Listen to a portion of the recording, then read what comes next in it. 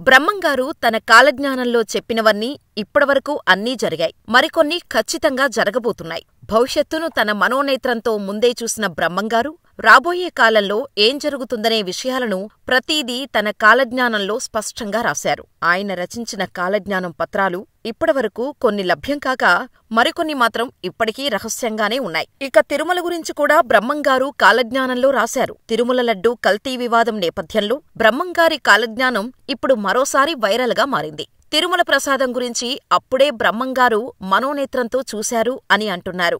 ఇంతకీ తిరుమల ప్రసాదం గురించి కాలజ్ఞానంలో ఏముంది? కరోనా వంటి ఒక వైరస్ వస్తుంది అని ఎవరూ కలలో కూడా ఊహించలేదు. అది కూడా చైనా వంటి దేశం నుంచి వస్తుందని, దానివల్ల మనుషులు చనిపోతారని కాలజ్ఞానంలో బ్రహ్మంగారు రాశారు. లక్షలాది ప్రజలు నచ్చేరయా, కోరంకియను జబ్బు 1,00,00,000 మందికి తగిలి కోడిలాగా తూగి సచ్చేరయా శివ అని బ్రహ్మంగారు రాశారు. అంటే భారత్కు ఈశాన్య దిక్కున అని కాలజ్ఞాన పద్యంలో ఉదహరించారు. ఇప్పుడు చైనా కూడా భారత్కు ఇంచుమించు ఈశాన్య దిక్కులోనే ఉంటుంది. కాబట్టి బ్రహ్మంగారు కాలజ్ఞానంలో చెప్పిన కోరంకి అనే జబ్బు అంటే కరోనా వైరస్ అని చాలా స్పష్టంగా చెప్పారు. అది అక్షరాలా నిజమైంది. మొన్నటికి మొన్న విజయవాడకు వచ్చిన వరద విలయాన్ని చూసి బ్రహ్మంగారు చెప్పినట్టు వరద వచ్చిందని అందరూ భయపడ్డారు. బ్రహ్మంగారు అప్పుడే చెప్పారు అని వినడం మనకి పరిపాటే. అయితే ఇప్పుడు తిరుమల తిరుపతి దేవస్థానం విషయంలోనూ బ్రహ్మంగారు చెప్పిన జోస్యం నిజమయ్యే రోజులు దగ్గరకొచ్చాయా అనే అనుమానం ఇప్పుడు మొదలైంది. ఏడాదిలో 365 రోజులు ఉంటే 400కు పైగా పండుగలు తిరుమలలో జరుగుతుంటాయి. ప్రపంచంలోనే అత్యంత ఆదాయం పొందుతున్న పవిత్ర పుణ్యక్షేత్రమిది. ఇక స్వామివారి ప్రసాదమంటే అందరికీ టక్కున లడ్డూనే గుర్తుకొస్తోంది. తిరుమల లడ్డూ అంటే తెలియనివారు ఉండరు. అనేక రకాల ప్రసాదాలున్నప్పటికీ భక్తులకు అందుబాటులో ఉండేది, దొరికేది లడ్డూ మాత్రమే. అఖిలాండకోటి బ్రహ్మాండ నాయకుడికి ప్రతిరోజూ నైవేద్యాల్లో సమర్పించే అతి ముఖ్యమైనది ఈ లడ్డూనే. నిజానికి ఇలాంటి నివేదనలు శ్రీవారికి ప్రపంచంలో మరెక్కడా జరగవు. అంతెందుకు, అన్నమయ్య మొట్టమొదటిసారి తిరుమలను దర్శించినప్పుడే తిండి మొండయ్య నైవేద్య ప్రియుడంటూ కలియుగ దైవాన్ని ఆటపట్టించేవాడంట. తిరుమల వైభవం గురించి చెప్పాలంటే ముందుగా గుర్తొచ్చేది లడ్డూ ప్రసాదమే. ఆ లడ్డూ ప్రసాదం మాధుర్యానికి 310 ఏళ్ల చరిత్ర ఉంది. 1933లో తిరుమల తిరుపతి దేవస్థానం ధర్మకర్తల మండలి ఏర్పాటైన తర్వాత ఆలయంలో ప్రసాదాల వితరణ, విక్రయ కార్యక్రమాలను పెంచింది. అయితే అప్పటి వరకు బూందీ రూపంలో ప్రసాదం అందుకుంటుండగా 1940 నాటికి అది లడ్డూగా మారింది. 1940 ప్రాంతంలో కళ్యాణం మొదలైనప్పుడు లడ్డూ తయారీ మొదలైంది. సరిగ్గా అప్పటినుంచే బూందీ లడ్డూగా మారి భక్తుల చేతికి లడ్డూ అందింది.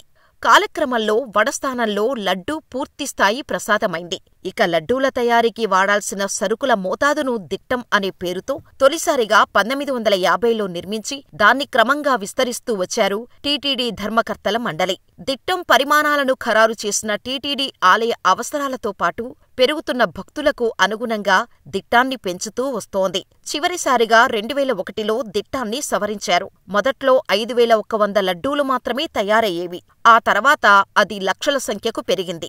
అయితే భక్తులకు మాధుర్యాన్ని అందించే లడ్డూ తయారీ కోసం ప్రస్తుతం చిన్న లడ్డూకు 48 వరకు ఖర్చు చేస్తోంది. పెరుగుతున్న ధరలకు అనుగుణంగా లడ్డూ ధరను 50 చేసింది. టీటీడీ తయారు చేసే లడ్డూ మరెక్కడా తయారు చేయకుండా పేటెంటు హక్కులు కూడా దక్కించుకుంది. అయితే అన్ని లడ్డూలా కాకుండా తిరుమల లడ్డూను చాలా ప్రత్యేకంగా తయారు చేస్తారు.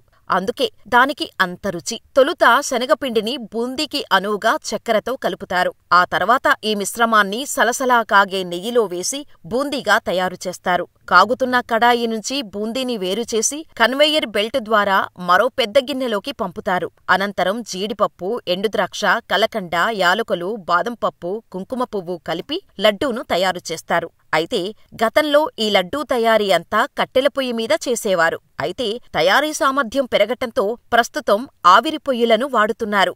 అంతేకాదు, ఈ తయారీ చేసేవాళ్లు కూడా నిష్ఠగా ఉంటే తప్ప వంటశాలలోకి అనుమతించరు. వంటశాల విషయంలోనూ అనేక నియమాలు ఉంటాయి. తయారైన ప్రసాదాలను శ్రీనివాసుని తల్లి వకుళామాత విగ్రహం వద్దకు తీసుకెళ్తారు. అక్కడ వకుళామాత ముందు ఉంచిన తర్వాత స్వామివారికి నైవేద్యంగా సమర్పించటమనేది తరతరాలుగా ఆనవాయితీగా వస్తోంది. అయితే ఇప్పుడు ఈ లడ్డూలో నాణ్యత లేని నెయ్యి వ్యవహారం వివాదాస్పదమైంది. సాక్షాత్తు సీఎం చంద్రబాబు నాయుడు లడ్డూలో వాడే నెయ్యిలో జంతువుల కొవ్వు ఉందని చెప్పటం మొత్తం దేశవ్యాప్తంగా చర్చగా మారింది. ఈ లడ్డూ కేవలం ప్రసాదం కాదు, కోట్లాది భక్తుల ఎమోషన్. ఇప్పుడు ఆ ఎమోషన్సే భగ్గుమంటున్నాయి. కోట్లాది భక్తుల మనోభావాలు దెబ్బతిన్నాయి. లడ్డూల్లో వినియోగించే ఆవు నెయ్యిలో యానిమల్ ఫ్యాట్, ఫిష్ ఆయిల్ కలిశాయన్న ప్రచారంపై భక్తులు విస్మయం వ్యక్తం చేస్తున్నారు. ప్రతిదాన్ని వ్యాపారంగా చూసేవారికి టీటీడీ బాధ్యతలు అప్పగించటంతో తక్కువ ధరకే నెయ్యి దొరుకుతుందని, దశాబ్దాలుగా టీటీడీకి నెయ్యిని అందిస్తున్న నందిని నెయ్యిని కాదని వైసీపీ నేతలు లడ్డూ తయారీలో వాడే నెయ్యి టెండర్ తమిళనాడుకు చెందిన ఏఆర్ డెయిరీ వారికి అప్పగించారు. అలా గత 5 ఏళ్లలో కోట్ల రూపాయలను దోచేశారు వైసీపీ నేతలు. ఇక ప్రభుత్వం మారగానే తిరుమల లడ్డూపై వస్తున్న ఫిర్యాదులపై టీటీడీ స్పందించింది. తమిళనాడుకు చెందిన ఏఆర్ డెయిరీ నుంచి వచ్చిన 10 ఆవు నెయ్యి ట్యాంకర్లలో 4 నాణ్యత తగ్గినట్టు టీటీడీ నిపుణులు గుర్తించారని ఈవో శ్యామలరావు తెలిపారు. జులై 6వ తేదీన వచ్చిన 2 ట్యాంకర్లలో, జులై 12వ తేదీన వచ్చిన మిగిలిన ట్యాంకర్లలో శాంపిల్స్ ను సేకరించి గుజరాత్లోని నేషనల్ డైరీ డెవలప్మెంట్ బోర్డుకు పంపించామని పేర్కొన్నారు. ఆ నెయ్యిని అస్సలు ఉపయోగించలేదని స్పష్టం చేశారు.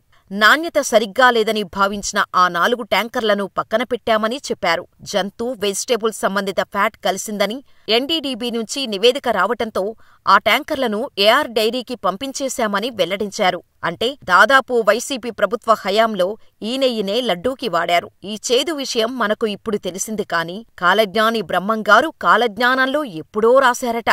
తిరుమలేశడి ప్రసాదం కల్తీ జరుగుతుందని స్పష్టంగా చెప్పారట బ్రహ్మంగారు. గతంలో తిరుమలలో జరిగిన పలు పరిణామాల గురించి బ్రహ్మంగారు కాలజ్ఞానంలో రాశారు. తిరుపతి వెంకన్న గుడి 4 రోజులు పూజలేక మూతబడేను అని బ్రహ్మంగారు తన కాలజ్ఞానంలో చెప్పారు. ఇది 2018లో నిజంగా జరిగింది.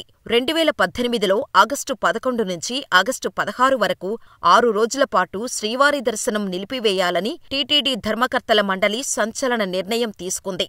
ఆగమ పండితుల సలహా మేరకు ఆగస్టు 11 నుంచి ఆగస్టు 16 వరకు అష్టబంధన, బాలాలయ మహాసంప్రోక్షణ కార్యక్రమాలను తిరుమల కొండపై నిర్వహించేందుకు భక్తులను రాకుండా చూశారు. ఈ పరిణామాలు అన్నీ చూస్తుంటే లడ్డూ విషయంలో కూడా బ్రహ్మంగారు చెప్పినట్టు లడ్డూ కల్తీ అయినట్టే అని భక్తులు ఆందోళనకు గురవుతున్నారు. సాధారణంగా లడ్డూ తయారీలో వినియోగించే స్వచ్ఛమైన, సువాసన కలిగిన ఆవు నెయ్యి కోసం ఏటా సుమారు 250 కోట్ల రూపాయలు ఖర్చు పెడుతోంది టీటీడీ. ఏటా సుమారు 12 నుంచి 13 కోట్ల లడ్డూలను విక్రయిస్తోంది. వీటి విక్రయాల ద్వారా టీటీడీ ఏటా సుమారు 500 కోట్ల రూపాయలు ఆర్జిస్తోంది. కానీ టీటీడీ ఆదాయంపై కన్నేసిన వైసీపీ నేతలు తక్కువ ధరకే కల్తీ నెయ్యిని కొనుగోలు చేసి శ్రీవారి ఆదాయాన్ని దోచేశారని ఆరోపణలు వినిపిస్తున్నాయి. గత 5 ఏళ్లు తిరుమలను అడ్డగోలుగా దోచేశారని పలు హిందూ సంఘాలు సైతం మండిపడుతున్నాయి. మరి ఈ లడ్డూ విషయంపై కూటమి ప్రభుత్వం ఎటువంటి నిర్ణయం తీసుకుంటుందో చూడాలి.